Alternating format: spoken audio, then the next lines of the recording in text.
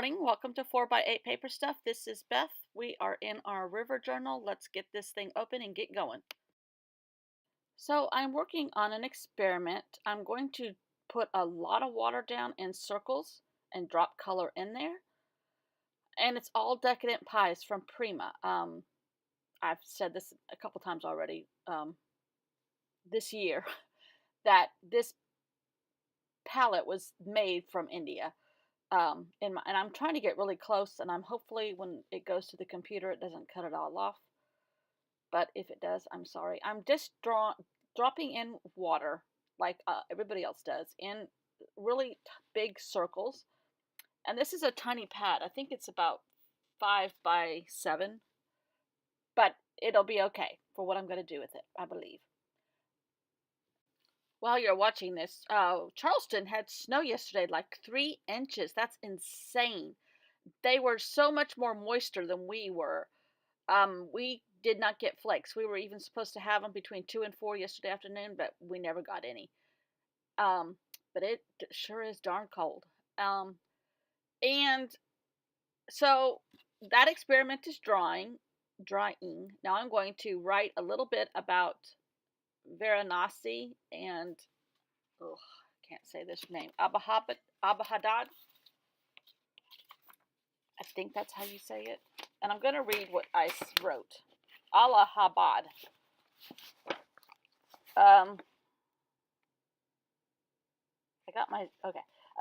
This is Varanasi, a very important religious city in India, holiest of the 7 sacred cities in Hinduism and Jainism, and was very important in the development of Buddhism, founded by the god Shiva, destroyer of evil and the transformer.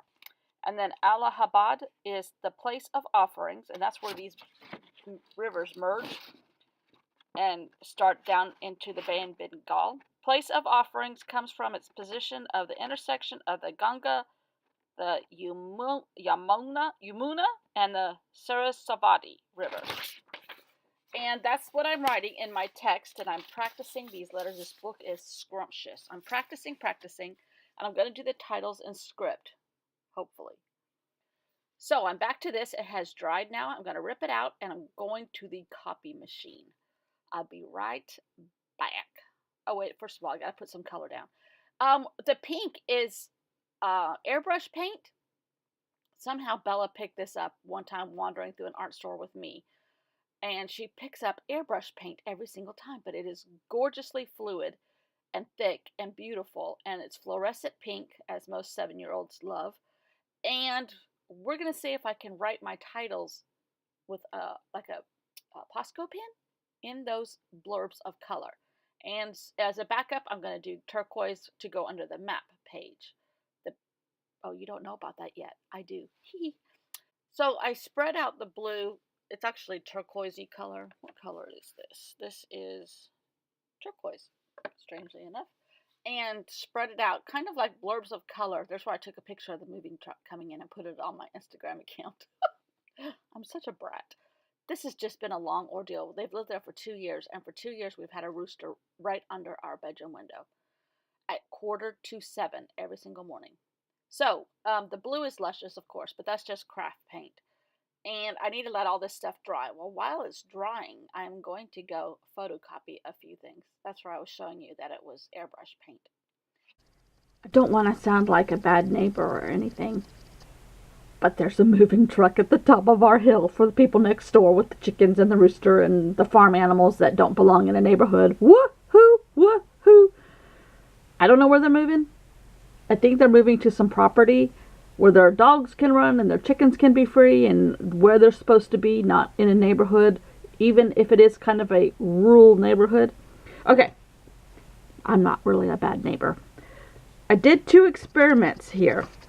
This is the, what do they call this? The Ganges River area. There's Delhi. And the Ganges River starts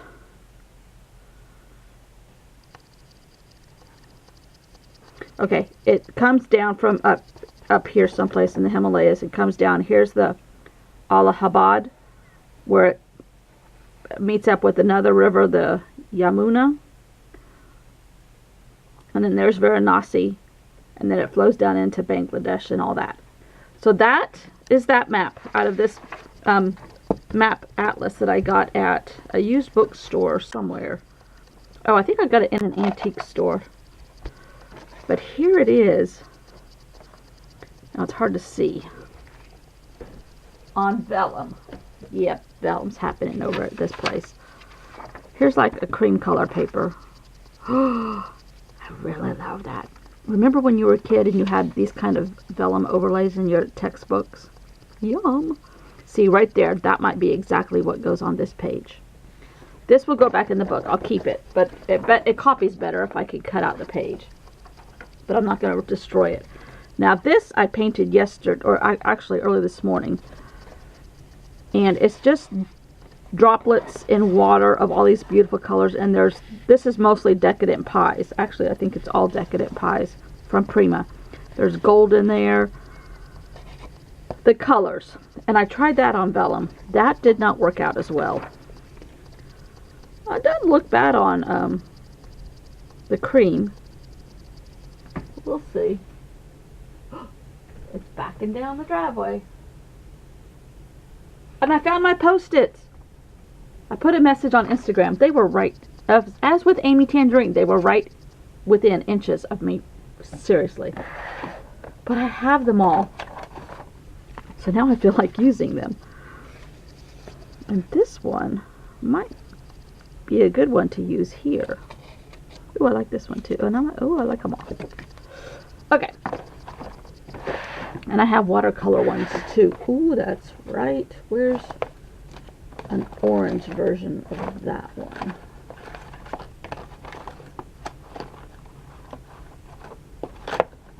I have blue and green and yellow. These are beautiful.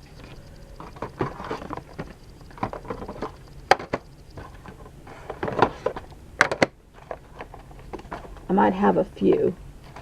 I don't know why I love Post-its, but I do.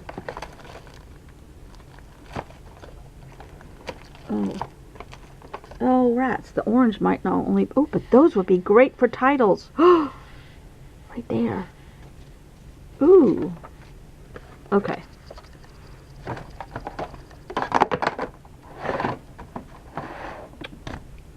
Okay, so that was my experiment. Now I'm going to get it working. So I'm going to put you on fast forward again. Otherwise, these videos would be an hour long, and they take 3 or 4 hours to upload. So I try not to do that. Yum. Okay, here we go.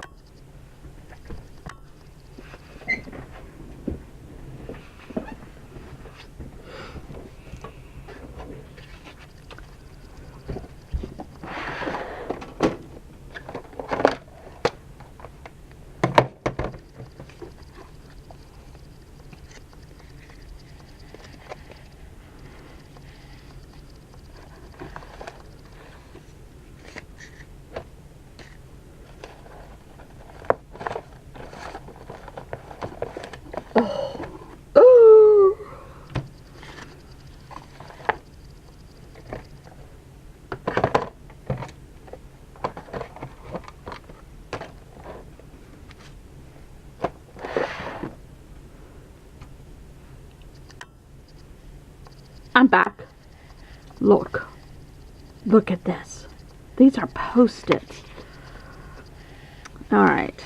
Those colors do not do well with this map.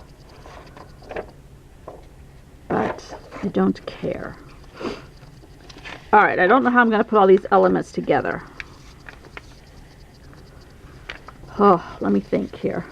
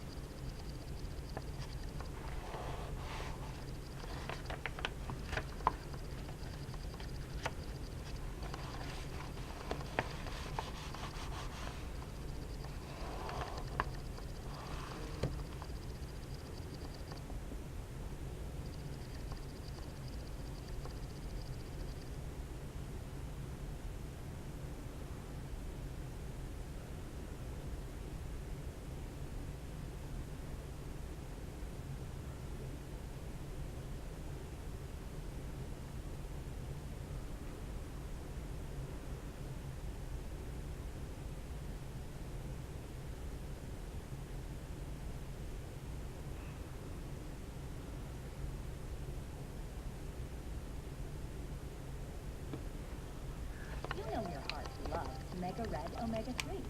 But did you know your eyes? Your... But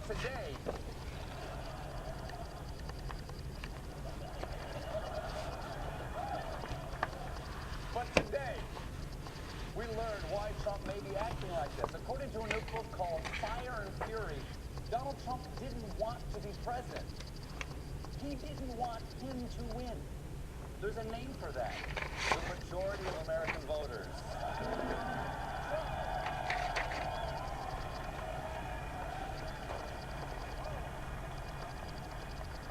Trump was planning on failing and walking away with the fame and the money. Or as the article describes it, this was a real-life version of Mel Brooks' The Producers. Now, in some ways, it still is. I mean, just look at all the happy Nazis. What? Am I being too hard on Nazis? There's so many Nazi fans here tonight. It was a great plan, but then tragedy struck. He won. Donald Trump Jr. told a friend that on election night, his father was as if he had seen a ghost. Melania was in tears and not of joy. Really, Melania cried on election night. That is the first thing we have in common.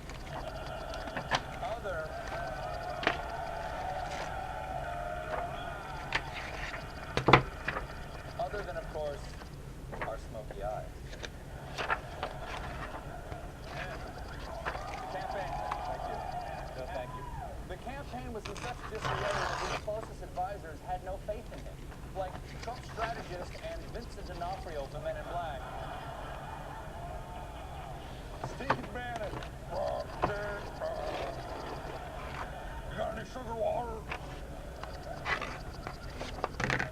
When he came on board in August, Bannon thought the campaign was done for. He described it as the broke dick campaign. And the campaign struggled with a candidate who had no previous government or military experience. Our previous president was the federal constitutional law. But in Trump's campaign early on, a campaign staffer was sent to explain the Constitution to the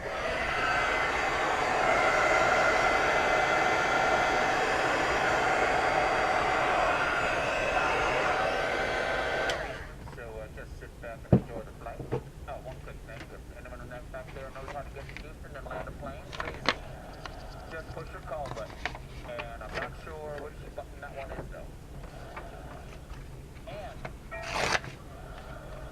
nobody in Trump's circle seemed to like him very much. For example, right-wing media mogul and man being buried in a face-avalanche, Rupert Murdoch.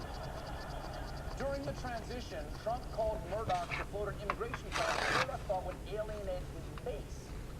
off the phone, Murdoch reportedly shrugged and said, "What an idiot." Two things, Mr. Murdoch. One, you're an Australian. You have no right to talk about our president that way. And two, is Australia currently accepting applications? Because I've heard our president is a idiot. Even Trump. Thank you. Mr. Murdoch.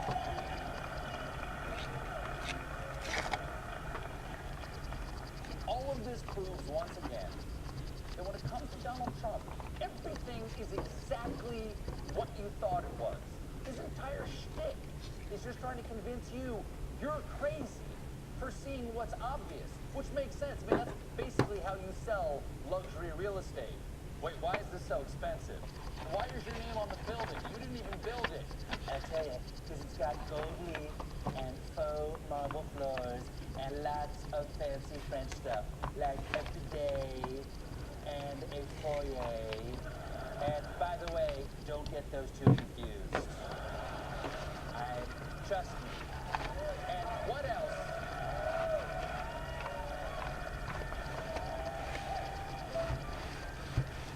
You know what else is exactly how you think it is?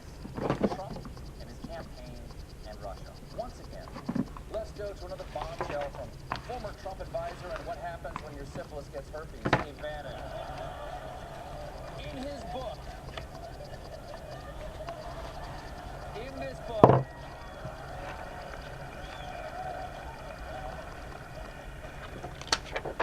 same book, Bannon unloaded on Don Jr. for his infamous Trump Tower meeting with Russians, saying, even if you thought that this was not treasonous or unpatriotic or bad, and I happen to think it's all of that, you should have called the FBI immediately. So he thinks Manafort, Don Jr., and Kushner did something treasonous, unpatriotic, and bad. Coincidentally, those are also their Secret Service code names. Best of all, you're welcome. Worst of all, Bannon thinks they did it wrong. The three senior guys in the campaign thought it was a good idea to meet with a foreign government inside Trump Tower when they should have done it at a Holiday Inn in Manchester, New Hampshire. So he's basically saying it was unpatriotic treason. Here's how I would. And Bannon thinks they should have had their lawyers there so that any information could then be dumped down to Breitbart or maybe some other more legitimate publication. More legitimate than Breitbart? So, Bazooka Joe Comics and the placemat at Long John Silver's. Find the maze. Go through the maze. The collusion's in the center of the maze. And Bannon is not confident that Don Jr. can handle the pressure of testifying before Congress, saying they're going to crack Don Jr. like an egg on national TV. They sure are. CNN is already running a promo. This is the Senate. This is Don Jr. testifying before the Senate. Any questions? Yeah, I have a question. How soon can that happen? This afternoon. Super Bowl ratings. Super Bowl ratings. This afternoon, Trump fired back hard. Steve Bannon has nothing to do with me or my presidency. When he was fired, he not only lost his job, he lost his mind. Now all he has to do is lose his dog, and he's going to have an awesome country song. Still, thank you very much.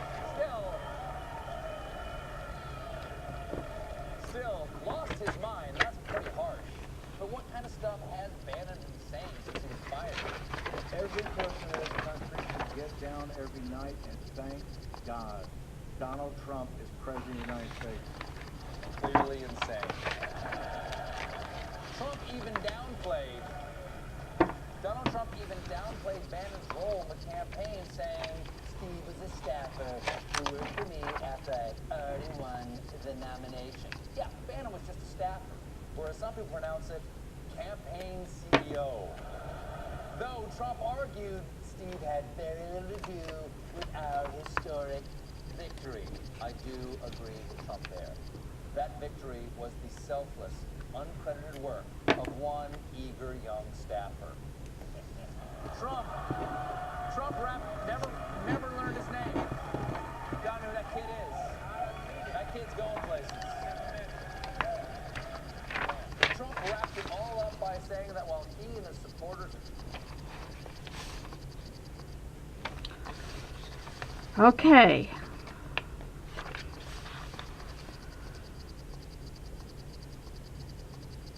My dilemma is, oh, I love this. Call me crazy. Okay, oh, I just came up with my dilemma solution. Okay. I didn't know if I was just going to glue this down over these two sections of paper. This is just kids' construction paper. But I might do...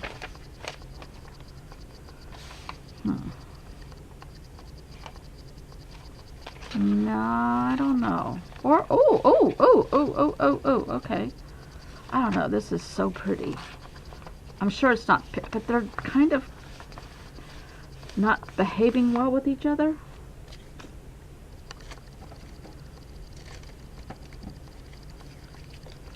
And I still have this.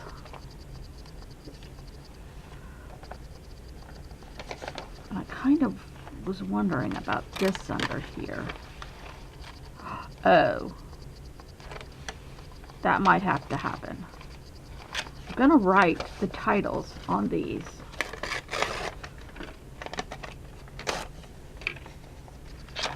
I was going to use this. But I like this color under the vellum better. So it'll be up here and up here. Yeah.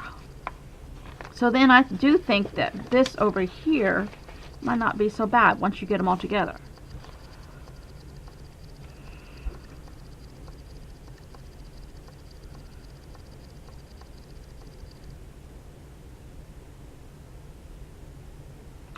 Now the question is, can I script out 2 words without messing it up? I don't know.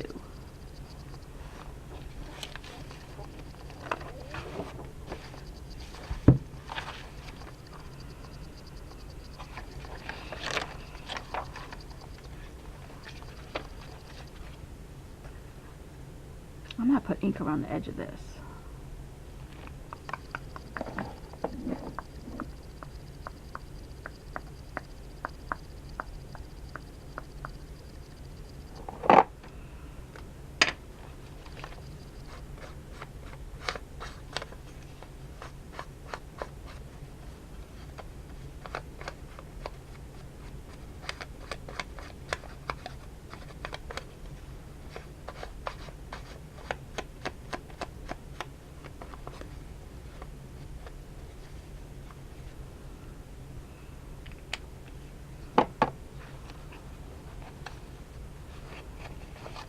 Yeah, that looks even better.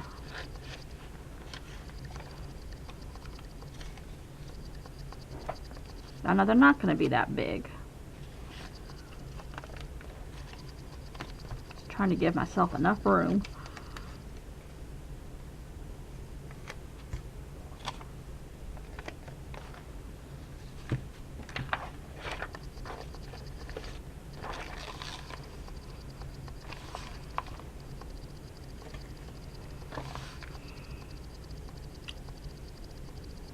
You know what this reminds me of? Ho, ho, ho, ho. My Traveler's Notebook. Real cover. But this is the Bomb Kuchen insert that I have not been able to use yet.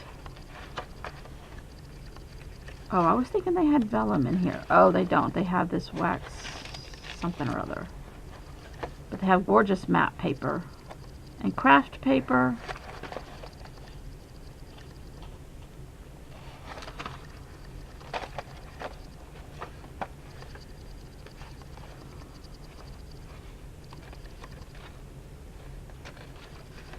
and cream.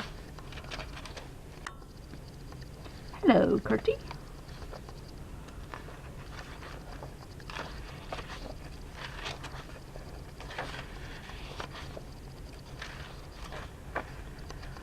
They basically cut up a map. Here I am, right there, right there. Except that India is not in here.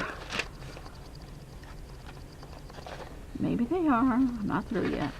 Not prevalently.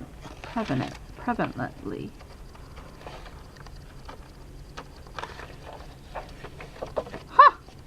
Anyhow. Oh, post-its. Post-its, post-its, post-its.